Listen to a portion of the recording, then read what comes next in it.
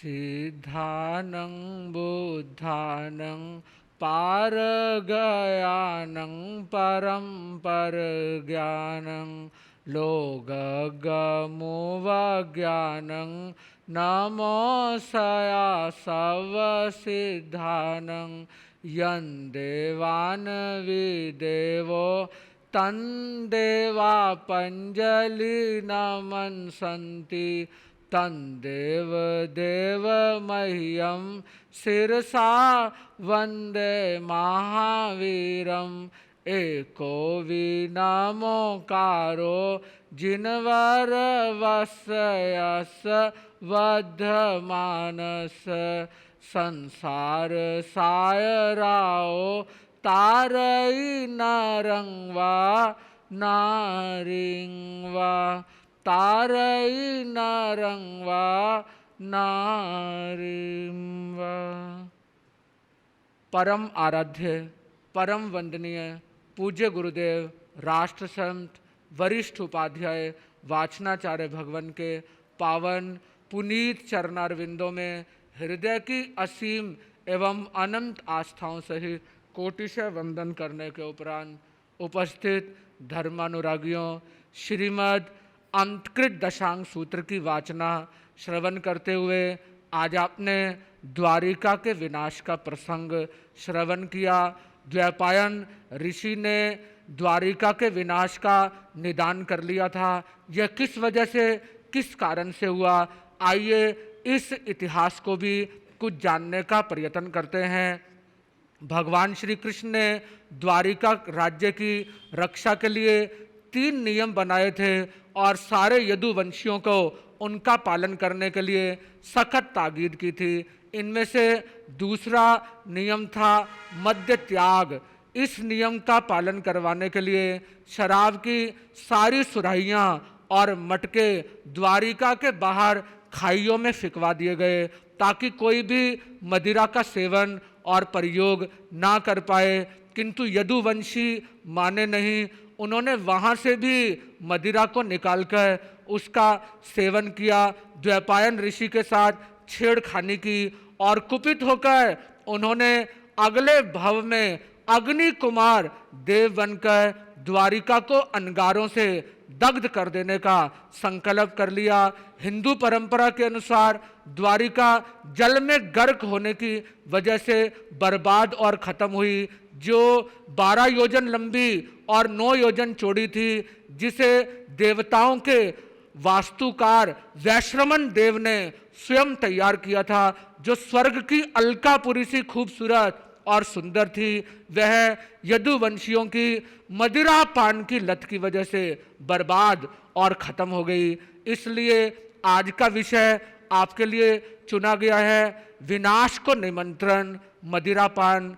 मदिरा पान एक बहुत बड़ा कुव्यसन और बुराई है। शराब द्रवीभूत अग्नि का ही एक रूप है। शराब का शाब्दिक अर्थ है शर यानी शरारत, आब यानी पानी। शरारतों के पानी को शराब कहा जाता है। शराब पीकर व्यक्ति को शरारतें सूझती हैं, उसे भले बुरे का कोई विवेक नहीं रहता। इसीलिए तो संस्कृत में कहा गया है चित्ते भ्रांतिर जायते मद्यपानात् भ्रांते चित्ते पापचर्यामुपैति पापम कृत्वा दुर्गतिम यान्ति मूढ़ा तस्मात् मद्यम नैव पेयम न पेयम।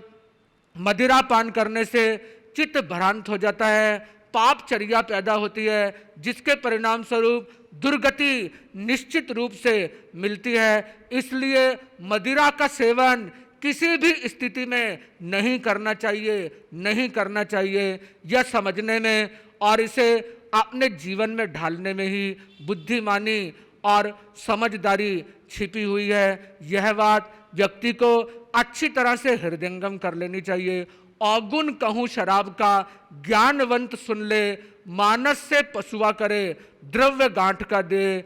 शराब पीने वाला व्यक्ति मनुष्य न रहकर पशु बन जाता है और अपनी इस लत में वह अपने धन की भी हानि और नुकसान कर लेता है। Wine in and wit out, शराब अंदर जाती है अकल बाहर आ जाती है। शराब से शारीरिक स्वास्थ्य भी बिगड़ता है। शराब पीने वालों को शांति बिल्कुल भी नहीं मिलती। उन्हें उचित अनुचित, हित अहित, भले बुरे, करणीय आकरणीय और पराये अपने का कोई भेद नहीं रहता। शराब का सेवन करने से व्यक्ति की दबी हुई वासनाएं भी भड़क उठती हैं। इस तरह शराब हर प्रकार से व्यक्ति को हानि और नुकसान पहुंचाती है। यह एक ऐसी बुराई है जो एक बार शौक में दूसरों के द्वारा मनोहार करने पर जीवन में आ जाती है, किंतु फिर इसे छोड़ना बहुत मुश्किल और लगभग नामुमकिन हो जाता है। इसके लिए दृढ़ संकल्प शक्ति, स्ट्रॉन्ग विल पावर चाहिए। इसीलिए तो कहा गया है, ए जौक इस दुख तरेज को ना मुंह लगा, छुट्टी नहीं ये काफिर मुंह से लगी हुई। ये एक ऐसी बुराई है जो एक बार आने के बाद फिर व्यक्ति को छोड़ने का नाम ही नहीं लेती।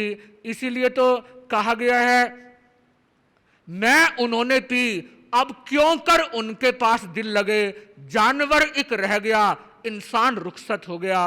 प्रसिद्ध उर्दू शायर अकबर कहते हैं कि जब व्यक्ति शराब पी लेता है तो जानवर पीछे रह जाता है, इंसान तो शराब के नशे में उसके शरीर को छोड़कर कहीं अन्यत्र चला जाता है। इसलिए शराबी के साथ किसी का भी गुजारा और निर्वाह होना मुमकिन और संभव नहीं होता। यह अनेक तरह की हानियां और नुकसान करती हैं।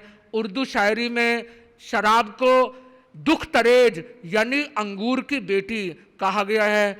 उसकी बेटी ने उठा रखी है दुनिया सिर पर। किसी उर्दू शायर ने कहा है, उसकी बेटी ने उठा रखी है दुनिया सिर पर, खैरियत गुजरी कि अंगूर के बेटा ना हुआ। अंगूर की बेटी ने ही सारी दुनिया को अपने इशारे पर नाचने के लिए मजबूर किया हुआ है। ये तो दुनिया की खैरियत रही कि अंगूर का बेटा नहीं हुआ। अगर बेटा हो जाता तो इससे ज्यादा गुल खिलाकर दुनिया को बर्बाद करने में कोई कोर कसर बाकी नहीं छोड़ता। मदिरा की परिभाषा, डेफिनेशन क्या है, आइए सबसे पहले इसे समझने का प्रयत्न करते हैं। बुद्धिम लुम्पति यद द्रव्यम मदकारी तदुच्यते, जो बुद्धि को लुप्त करता है, मादक, नशीला और इंटॉक्सिकेटिंग है, उसे मद्य और मदिरा कहा जाता है। मद्य सबसे तीक्ष्ण और उत्तेजक पेय पदार्थ है। जो ही मद्य यानी मदिरा शरीर में पहुंचती है, तीव्र हलचल मूवमेंट होने लगती है। सारे शरीर की नसें तेजी से काम करने लगती हैं। रक्त के साथ मिलते ही एक्साइटमेंट, उत्तेजना बढ़ती है। मस्तिष्क में भी उत्तेजना बढ़ती है, जिससे सीधे साधे दिखाई देने वाले व्यक्ति में भी तोड़ फोड़, मारपीट, उखाड़ पछाड़ का तूफान सा आ जाता है। यही कारण है कि मदिरा पान करने वाले व्यक्ति की सोचने समझने की शक्ति और ताकत भी उसका साथ छोड़ देती है। नित्य मद्यपान करने वाले व्यक्ति दिमागी गड़बड़ियों, मेंटल डिसऑर्डर्स के शिकार होते हुए देखे जाते हैं। बुद्धि का ह्रास भी मद्यपान का ही परिणाम है। उसका कारण है मस्तिष्क की कोशिकाओं, ब्रेन सेल्स का नष्ट होना। इस रोग के परिणाम स्वरूप व्यक्ति की बुद्धि सदा सदा के लिए खत्म हो सकती है। जीवन के अंतिम क्षण वह या तो किसी पागल खाने में गुजारेगा या फिर पेड़ पौधों की तरह नाम मात्र के लिए जीवित रहेगा। उसकी सारी मानसिक शक्ति और ताकत निचुड़ जाती है, समाप्त हो जाती है, खत्म हो जाती है। शराब की प्रक्रिया, प्रोसीजर यह है कि यह सर्वप्रथम फर्स्ट ऑफ ऑल व्यक्ति के मस्तिष्क पर अपना असर और प्रभाव डालती है। जैसे मैग्नेट चुंबक की ओर लोहा बरबस खिंचा चला आता है, इसी तरह शराब भी ब्लड वेसल्स, रक्त की शिराओं के माध्यम से मस्तिष्क की ओर खिंचती चली आती है और कुछ ही क्षणों में मस्तिष्क के कोमल और पेचीदा कोशों और ग्लैंड्स पर अपना असर प्रभाव डालने लगती है। शराब का सेवन करने वाले व्यक्ति के मस्तिष्क का नियंत्रण, कंट्रोल ऑफ ब्रेन भी अस्थायी रूप से टेम्परेरीली समाप्त प्राय होने लगता है। इस बुद्धिहीनता के कारण शराबी के पैर लड़खड़ाने लगते हैं, जबान गड़बड़ाने लगती है और उसे लकवा, पैरालिसिस भी हो सकता है। स्मृति विभ्रम पैदा करना शराब का ही काम है। शराब के कारण मेमोरी, यादाश्त मारी जाती है। तभी तो भगवत गीता में भी कहा गया है, स्मृति भ्रंशात बुद्धि नाशो बुद्धि नाशात प्रणश्यति। स्मृति के गड़बड़ाने से बुद्धि का नाश होता है और जिसकी बुद्धि का नाश हो जाता है उसका सर्वनाश होने में कोई संदेह और कोई देरी नहीं बचती। जिसे पीकर मनुष्य अपने बड़ों और गुरुजनों पर अकारण क्रोध करता है, कभी रोता है, चित्त विभ्रम का शिकार हो जाता है, कभी साहस भी कर बैठता है, रोगों और बीमारियों का घर बन जाता है, लोगों के सामने बेहुदा हरकतें करता है, पब्लिक प्रेजेंस, लोगों की उपस्थिति में भी पागलों जैसी चेष्टाएं करते हुए जिसे शर्म नहीं आती। ऐसा मोहजनक और लज्जा विरोधी पेय मद्य है, मदिरा है, जिसे व्यक्ति को अवश्य ही छोड़ना चाहिए। शराब पीने के बाद शरीर की कैसी स्थिति होती है, इसे शरीर विज्ञान, फिजिकल एनाटॉमी की भाषा में समझने का प्रयत्न करते हैं। शराब पीते ही सबसे पहले व्यक्ति अपने आप को अत्यंत प्रसन्न और चीयरफुल महसूस करता है। उसे ऐसा लगता है मानो वह धरती से बहुत ऊपर आसमान में उठा जा रहा हो। उसकी सामान्य बुद्धि, जनरल इंटेलिजेंस का ह्रास हो जाता है। उसका अपने मन पर भी कंट्रोल और नियंत्रण नहीं रहता।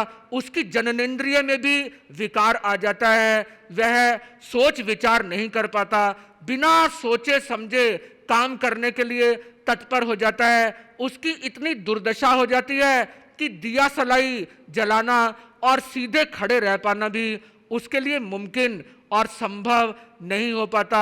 नशे की दूसरी हालत में व्यक्ति को चलने और कपड़े बदलने के लिए किसी दूसरे के सहारे और सपोर्ट की जरूरत पड़ती है। वह बात बात में क्रोधी, चिड़चिड़ा, एंग्री और जल्दी इरिटेट होने वाले स्वभाव का बन जाता है। कभी खिलखिलाकर हंसता है, कभी बड़बड़ाता है। उसे यह भी ध्यान नहीं रहता कि वह किससे, किस विषय में और किस तरीके से बातचीत कर रहा है। नशे की तीसरी हालत में मनुष्य की बहुत दुर्दशा और बुरी हालत हो जाती है। वह शराबी किसी स्थिति में देखने वालों को भी नजर आने लगता है। उसकी सांस तेजी से चलने लग जाती है। उसे ठीक ढंग से बोलने में भी तकलीफ और कठिनाई आती है। जो उसे सपोर्ट, सहारा देकर खड़ा करता है, वह औंधा होकर उसी पर गिर पड़ता है और अंततोगत्वा अंतिम स्थिति, आखिरी हालत आती है जब शराबी का शरीर लुंज पुंज और लोथपोथ हो जाता है। वह बेभान, अनकॉन्शियस सी हालत में रहने लगता है। उसे सांस लेने में भी कष्ट महसूस होता है और अपनी परलोक यात्रा का अंदेशा होने लगता है। मद्यपान करने वाले व्यक्ति में अनेक बीमारियां और डिजीजेज पैदा हो जाती हैं। मानसिक रोग, पागलपन, हिस्टीरिया आदि तो होते ही हैं। शारीरिक रोग भी कोई कम नहीं होते। शराब का सेवन करने से लंग्स, फेफड़े, हार्ट, हृदय और इसके अलावा रक्त नलिकाएं, ब्लड वेसल्स भी दूषित हो जाती हैं और उनमें अनेक किस्म के बीमारियां और रोग पैदा हो जाते हैं। शराब का मुख्य कंपोनेंट अल्कोहल को माना जाता है और जब यह शरीर में जाता है तो इसका सेवन करते ही पेट के भीतरी भाग में जलन होने लगती है, इरिटेशन की अनुभूति एहसास होता है।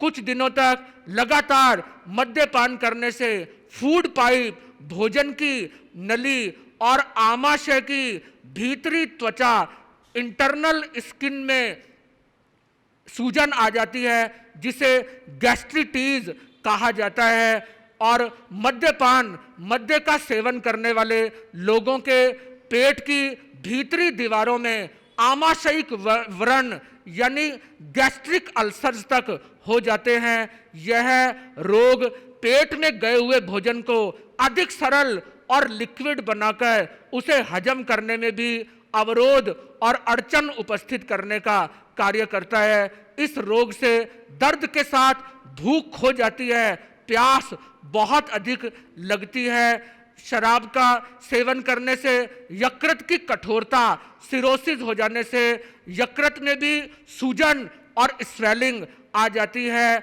मोटापा बढ़ने लग जाता है। पीलिया रोग भी शराबी के शरीर को घेर लेता है। भूखे पेट शराब पीने से 5 मिनट में ब्लड प्रेशर, रक्तचाप बढ़ जाता है और भोजन के बाद शराब पीने से कार्बोनिक एसिड गैस उत्पन्न होती है।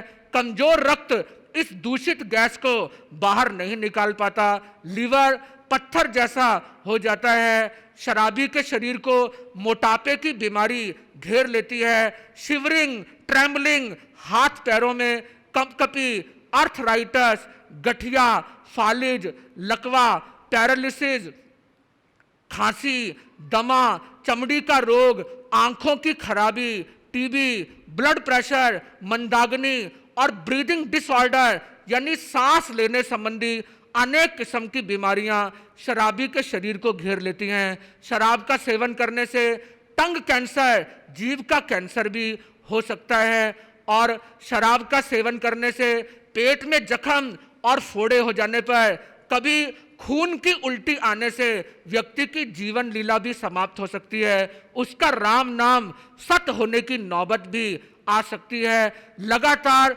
शराब का सेवन करने से रोगों से लड़ने और उनका मुकाबला करने, उन्हें दूर करने की शरीर की ताकत भी कुंठित हो जाती है। उस हालत में कोई दवाई अपना असर और अपना प्रभाव नहीं डाल पाती। मद्यपान करने वाले व्यक्ति की बौद्धिक क्षमता, सोचने समझने की शक्ति भी नष्ट प्राय हो जाती है, जिससे वह कोई भी दुष्कृत्य करने से नहीं चूकता। मदिरा पान करने वाला व्यक्ति कुव्यसनों का शिकार हो जाता है, वह व्यभिचार में प्रवृत्त हो जाता है। वेश्यागमन, पर स्त्री संग करने से वह हिचकिचाता नहीं। मांसाहार, शिकार आदि बुराइयां भी उसके जीवन में घर कर लेती हैं। शराबी को जब शराब पीने की अपनी लत को पूरा करने के लिए घर से पैसा नहीं मिलता तो वह जुआ, चोरी, डकैती, ठगी, बेईमानी, लूट आदि करके धन इकट्ठा करके उससे अपने नशे को पूरा करने का प्रयत्न करता है। इस तरह सुरापान सारी बुराइयों की जड़ और सारे अनर्थों का मूल है। बंधुओं, समझ लीजिए, मद्य का सेवन करने वाले व्यक्ति का कोई धर्म कर्म नहीं रहता। वह गंदी जगहों में बेसुध होकर पड़ जाता है। अहिंसा, सत्य आदि धर्म तो उसके जीवन से कब का पलायन कर चुके होते हैं। न्याय, नीति और ईमानदारी उसके जीवन को छोड़कर कब के विदा हो चुके होते हैं। वह न्याय, नीति और ईमानदारी के साथ साथ अपने धर्म के नियमों, असूलों और मर्यादाओं को भी खूंटी पर टांग देता है। इस तरह आत्मिक विकास करना तो दूर रहा, आत्मिक शक्तियों के अवरोधक कषाय और विषयाग्नि की मात्रा शराबी व्यक्ति में बहुत अधिक बढ़ जाती है। कई व्यक्ति कहते हैं कि भोजन के बाद शराब पीने से वह भोजन को डाइजेस्ट करने, पचाने में सहायक और मददगार होती है, किंतु अन्वेषण और रिसर्चेस बताती हैं कि शराब भोजन को पचाती नहीं बल्कि उसे ज्यों का त्यों रखती है। वह पाचक रस नहीं बनने देती। जो एंजाइम्स भोजन को डाइजेस्ट करने में सहायक और मददगार होते हैं, उनकी फॉर्मेशन के प्रोसीजर और प्रक्रिया को ही वह रोकने का कार्य करती है। शराब में पड़ने और सड़ने वाले कोई भी पदार्थ शरीर की पाचन शक्ति को बढ़ाने की ताकत और सामर्थ्य अपने पास नहीं रखते। शराब पीने से क्षणिक उत्तेजना अवश्य होती है, मोमेंट्री एक्साइटमेंट आती है, किंतु उसे गर्मी या ताकत समझना बहुत भारी भूल और गलती है। बहुत से व्यक्ति जो शराब के पक्ष में तर्क देते हैं, वे कहते हैं कि शराब एक तरह का टॉनिक है जिसे पीने से शक्ति और स्फूर्ति आती है, यह थकावट दूर करती है, ताजगी लाती है, भूख बढ़ाती है, किंतु ये सब धारणाएं बिल्कुल गलत, निर्मूल और निराधार हैं। वैज्ञानिक दृष्टि से विचार करने पर मालूम होता है कि ये तर्क बेदम हैं, इनमें कोई सच्चाई और कोई वास्तविकता नहीं है। शराब में कोई भी विटामिन, मिनरल या ऐसा पोषक पदार्थ नहीं है जिसके बगैर शरीर का गुजारा और निर्वाह ना हो सकता हो। शराब बैल को आरा भौंककर चलाए जाने के समान है। आरा भौंकने से जिस तरह बैल दौड़ने लगता है, उतावला होकर चलना शुरू कर देता है, किंतु आगे चलकर वह लुंज पुंज होकर पड़ जाता है, इसी तरह शराब का सेवन करने से मनुष्य क्षणिक उत्तेजनावश दौड़ने भागने लगता है, तूफान मचाता है, उपद्रव करता है, तोड़फोड़ मारपीट करने पर उतारू हो जाता है। परंतु यह सब कुछ करने के बाद थोड़ी देर में ही लुंज पुंज होकर एक कोने में पड़ जाता है। उसकी सारी शक्ति एग्जॉस्ट हो जाती है, कुछ भी करने की शक्ति और ताकत उसके पास नहीं बचती। कई लोग कहते हैं कि ठंडे मुल्कों में, कंट्रीज में शराब पीना व्यक्ति की मजबूरी है, कंपल्शन है, क्योंकि यह गर्मी लाती है। यह धारणा भी बेसलेस और निराधार है। शराब से पीने से रक्त नलिकाओं में सनसनी होती है, पेट और छाती में जलन होती है, जिससे क्षणिक गर्मी का आभास होता है, किंतु आगे चलकर वह अत्यधिक ताप इनडायरेक्टली, परोक्ष रूप से शरीर से बाहर निकल जाता है, जिससे शरीर की गर्मी घट जाती है। शराबी नशे में शरीर के तापमान का ठीक तरह से ज्ञान नहीं कर पाता। सन 1786 की बात है, रूस की रानी कैथरीना के कहने पर तत्कालीन शहजादे क्राउन प्रिंस वाटुस्किन ने रूस के किसानों के लिए एक बृहद राजभोज का आयोजन किया। मन माफिक भोजन उपलब्ध कराने के उपरांत उन्हें मनमानी शराब और रूस की वोदका शराब पिलाई गई। मादकता के नशे में चूर होकर किसान वही खेतों में पड़ गए। उस रात इतनी ठंड पड़ी कि जब तक सूर्य उदित हुआ तब तक 16,000 किसान मौत की नींद सो चुके थे। इससे स्पष्ट हो जाता है कि शराब सर्दी सहन करने की शरीर की ताकत को घटाने का कार्य करती है। मद्य बनाने की जो प्रक्रिया, प्रोसीजर है, उसे सुनकर और जानकर कोई भी व्यक्ति यह नहीं कह सकता कि मदिरा अमृत है, संजीवन है। वह सड़ाकर बनाया जाता है, इसमें कीड़े और जर्म्स पैदा हो जाते हैं। मदिरा एक प्रकार से उन कीड़ों को भट्टी में उबालकर उनका अर्क निकालना है। शराब का मुख्य इंग्रेडिएंट अल्कोहल होता है, जो एक घातक विष है। यदि 100 बूंद पानी में 1 बूंद अल्कोहल डाल दी जाए और उसमें कोई जीव पड़ जाए तो वह तुरंत मर जाता है। अंडे पर अगर अल्कोहल की 1 बूंद गिर जाए तो अंडे का जीव तुरंत नष्ट हो जाता है। समझ लीजिए 1,000 बूंद रक्त में अगर अल्कोहल की 6 बूंद मिल जाएं तो आदमी की जीवन लीला समाप्त हो सकती है।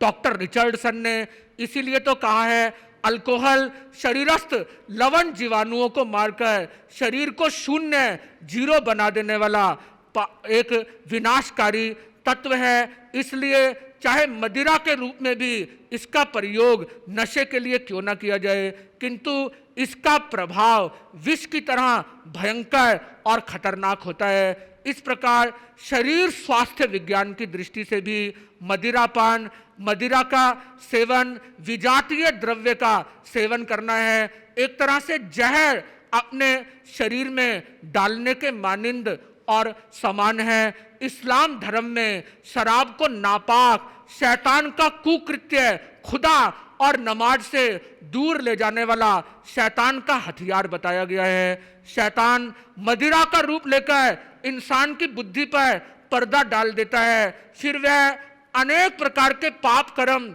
और अनाचार करने में प्रवृत्त हो जाता है। राष्ट्रपिता गांधी जी ने नशों को शैतान के हथियार बताया है। एडम क्लार्क का कहना है, strong drink is not only devil's way into a man, but man's way into the devil.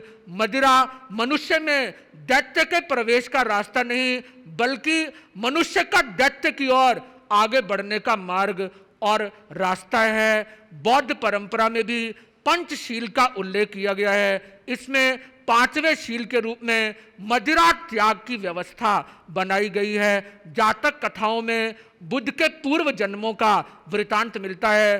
Tathagata Buddha का एक प्रसंग आता है। एक बार सुरा महोत्सव पर पुराने समय में 500 महिलाओं ने मदिरा पान किया, किंतु विशाखा ने मदिरा पान नहीं किया। वे महिलाएं बुद्ध की धर्म सभा में आकर अभद्रता का परिचय देने लगी, उच्छृंखलता दिखाने लगी।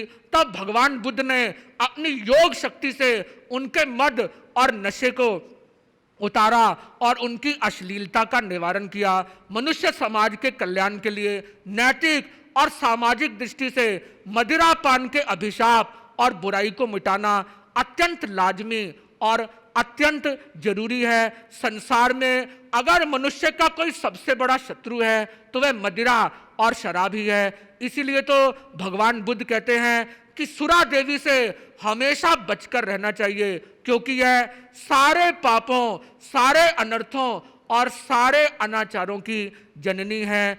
ईसाई धर्म में, बाइबल में भी मदिरा पान का निषेध किया गया है। जीसस क्राइस्ट, ईसा मसीह सैमसन की मदर और एरोन को उपदेश देते हुए कहते हैं, drink no wine nor strong drink thou nor thy children lest ye die.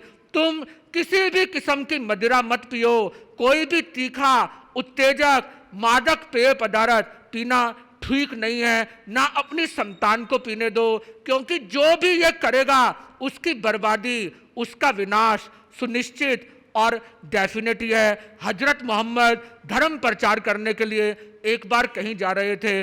उन्होंने रास्ते में बहुत से लोगों को लहू लुहान, सिर फुटव्वल दशा में अस्त व्यस्त पड़े हुए देखा। मालूम करने पर पता चला कि इन सभी ने शराब पी ली थी। शराब पीकर बेभान होकर लड़ने झगड़ने लगे और इस कारण ऐसी दुर्दशा इनकी हो गई। यह विचार करके उन्होंने यह दृढ़ फरमान जारी किया कि इस्लाम धर्म में मदिरा पान हराम है, इसे छोड़ना हर मुसलमान के लिए लाजमी और जरूरी है। वैदिक धर्म में भी मद्यपान का सर्वथा निषेध किया गया है। वैदिक धर्म का एक प्रसिद्ध धर्म ग्रंथ है मनुस्मृति, उसमें यही बात कही गई, सुरावै मलम अन्नानाम पापानाम मूलम उच्यते तस्मात् ब्राह्मण राजन्यो वैश्यास ना सुराम पिबेत। सुरा यानी मदिरा अन्न का मैल, खाद्य पदार्थों की सड़ान है। यह सारे पापों और अनर्थों का मूल है। इसलिए ब्राह्मण, क्षत्रिय, वैश्य और शूद्र किसी को भी मदिरा का इस्तेमाल और प्रयोग नहीं करना चाहिए। जैन धर्म तो मदिरा का सख्त विरोधी है ही। श्रावक बनने से पूर्व 7 कुव्यसन छोड़ना जरूरी है और इसमें तीसरे कुव्यसन के रूप में मदिरा पान का उल्लेख किया गया है। यानी श्रावक बनने के लिए यह प्री रिक्विजिट है कि आप मदिरा पान की अपनी बुरी आदत को छोड़ दें। वे लोग सौभाग्यशाली हैं जिनमें ये बुराई नहीं आई। जिनमें ये बुराई आ गई है वे भी अगर छोड़ दें तो उन्हें भी सौभाग्यशाली ही कहा जाएगा। वे भी अपना कल्याण करने में सक्षम और समर्थ हो सकेंगे। मदिरा पान करने वाले व्यक्ति का शरीर जर्जर, जीर्ण शीर्ण, अशक्त और रोगों का घर बन जाता है। इंद्रियों की विषयों का संवेदन करने, निर्णय, डिसीजन लेने की शक्ति और ताकत भी कुंठित हो जाती है। मदिरा पान यानी वाइन ड्रिंक करने वाले लोग कुरूप हो जाते हैं, दृष्टि विकल हो जाते हैं, विवेक विकल हो जाते हैं और हर तरह से अपनी हानि और अपना नुकसान कर बैठते हैं। जो लोग मदिरा का प्रयोग करते हैं वे इसे पीते ही अपने आत्मिक गुणों को तिलांजलि दे देते हैं, आत्मा के विकास पर गहरा काला पर्दा डाल देते हैं। जिस तरह आग की चिंगारी घास के ढेर को राख कर देती है, इसी तरह मदिरा पान आपके विवेक, ज्ञान, संयम, सत्य, शौच, दया, क्षमा आदि सारे गुणों को बर्बाद कर सकता है। और जब तक ये गुण आपके जीवन में नहीं रहेंगे तब तक आप यशस्वी नहीं हो सकते।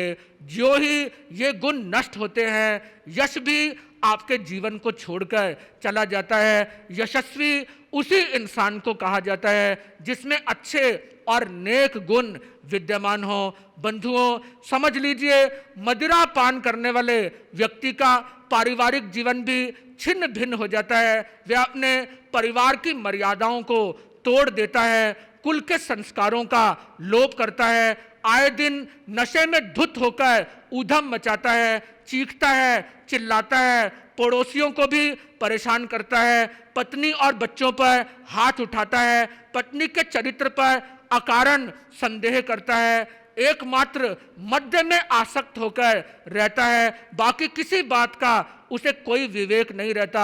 वह अपने कुल के सारे नियमों को खूंटी पर टांग देता है और इस तरह कुल तिलक और कुलीन नहीं बल्कि कुल कलंक कहलाता है, जो अपने कुल को अपनी शराब पीने की आदत की वजह से बट्टा लगाने का कार्य करता है। बंधुओं, मदिरा पान करने वाले व्यक्ति का यश भी कदापि टिक नहीं सकता है। आए दिन हम देखते हैं कि शराबी व्यक्ति शराब के नशे में चूर होकर जो हरकतें, जो कार्य करते हैं, उनसे समाज में उनकी प्रतिष्ठा, उनकी शोभा समाप्त हो जाती है। उनके कुकृत्यों का साक्षी बना हुआ समाज उन्हें पागल, बुद्धू, निर्लज्ज, ढीठ, बदमाश, शराबी, पारदारिक, लंपट, पापी, ना मालूम क्या क्या कहकर संबोधित करता है, बुलाता है। कहा जाता है, देखो वह पियक्कड़ जा रहा है। उसकी इतनी दुर्दशा, इतनी बुरी हालत हो जाती है कि हर व्यक्ति उसका तिरस्कार करता है। ऐसे व्यक्ति को समाज में कहीं सम्मान नहीं मिलता। यहाँ तक कि शराबी मालिक की बात पर नौकर भी यकीन नहीं करते कि क्या मालूम उसने शराब के नशे में कोई बात कह दी हो और नशा उतरते ही वह मुकर जाए, अपनी बात को मानने से इनकार कर दे। इसलिए शराबी व्यक्ति को समाज में कोई इज्जत, कोई प्रतिष्ठा नहीं मिलती। सभी लोग उसे घृणा और तिरस्कार की दृष्टि से देखते हैं। मुसलमानों के ग्रंथ हदीस में कहा गया है, ए मुसलमानों, तुम किसी भी शराबी को सलाम मत करना। अगर वह बीमार हो जाए तो उसका हालचाल पूछने के लिए जाने की कोई जरूरत नहीं है। अगर वह मर जाए तो नमाज जनाजा यानी मौत के बाद की नमाज भी उसके लिए ना पढ़ने का विधान मुस्लिम परंपरा में बनाया गया है। बंधुओं, आप समझ लीजिए, कोई भी व्यक्ति अगर मदिरा पान करता है तो समाज का कोई भी वर्ग उसकी तारीफ, उसकी प्रशंसा नहीं करता।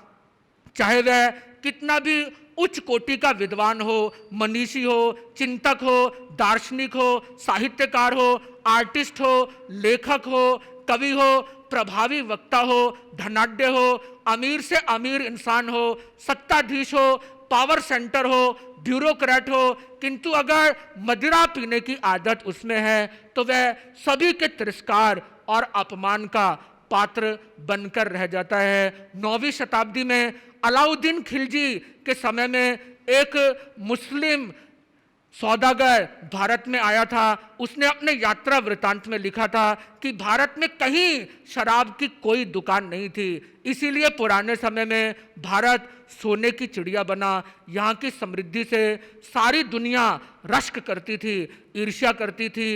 अलाउद्दीन खिलजी ने भी बाद में समझ आने पर अपने सारे पापों, अनाचारों और दुष्कृत्यों के लिए शराब को जिम्मेदार समझते हुए अपने मातहत कर्मचारियों को आदेश दिया कि शराब की सारी सुराहियों, प्यालों, बर्तनों को फोड़ दिया जाए और जितनी शराब मेरे महल में रखी हुई है उसे सार्वजनिक रूप से चौक पर धरती में उंडेल दिया जाए। ऐसा करने के बाद प्रजा ने भी शराब को पीना कम कर दिया, छोड़ दिया। किंतु मुस्लिम राज्य के पतन के लिए मुस्लिम शासकों की बढ़ती हुई शराब परस्ती ही रिस्पॉन्सिबल और जिम्मेदार थी। यही हाल बाकी बादशाहों, राजा महाराजाओं और ठाकुरों का भी हुआ। शराब के प्यालों में उनके सारी सल्तनतें और उनके सारे साम्राज्य बह गए, खत्म हो गए।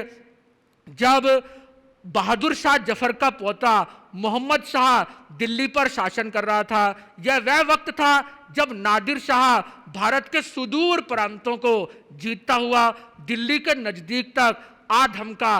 राजधानी दिल्ली, जिसका नाम उस वक्त इंद्रप्रस्थ था, उसके निकट पहुंचकर उसने मुगल बादशाह को खत लिखा, मुझे 2 करोड़ स्वर्ण मुद्राएं दी जाएं, यदि नहीं दी जाएंगी तो मैं दिल्ली की ईंट से ईंट बजा दूंगा।